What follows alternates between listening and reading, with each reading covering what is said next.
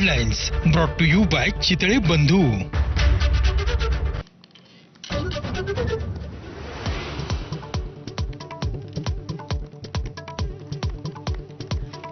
कोल्हापुरातील महादेवी हत्ती आणि कबूतरखान्यांवरील कारवाई संदर्भात आज मुख्यमंत्र्यांच्या उपस्थितीत बैठक. राज्य सरकार काय निर्णय घेणार याकडे लक्ष.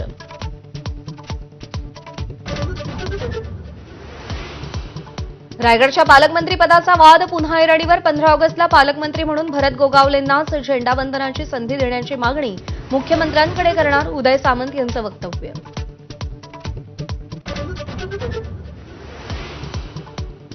सर्वधर्म समभाव हा नीचपणा. संभाजी भिडेंचं पुन्हा वादग्रस्त वक्तव्य. तर आंबे खाऊन मूल होतं या वक्तव्याचाही पुनरुच्चार.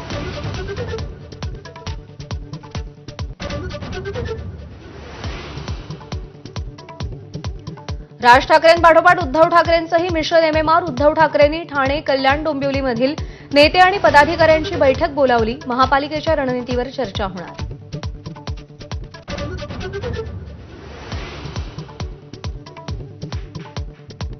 दौंड तालुक्यातील यवत गावातील जमावबंदी आदेश शिथिल. सकाळी 6 ते 11 वाजेपर्यंत जमावबंदी उठवली.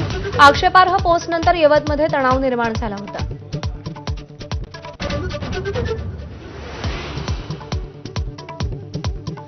पुण्यामध्ये गणपती विसर्जन मिरवणुकीवरून गणेश मंडळांमध्ये वाद. मानाच्या 5 गणपतींमुळे इतर मंडळांना उशीर होतो, उर्वरित गणेश मंडळांचा दावा.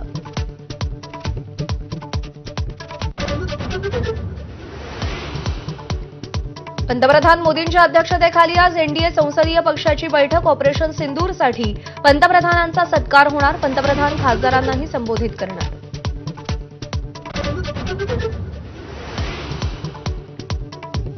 ₹3,000 कोटी रुपयांच्या कर्ज घोटाळा प्रकरणी उद्योगपती अनिल अंबानींची आज ईडीकडून चौकशी.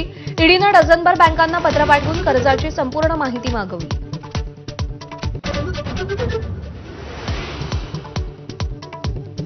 नागपूरमध्ये वटवृक्षाच्या वयाचा वाद न्यायालयात. वडाचं वय 188 वर्ष की 40 वर्ष यावरून वाद पेटला. ई लायब्ररीच्या कामात वटवृक्षाचा अडथळा तर स्थलांतराला पर्यावरणवाद्यांचा विरोध.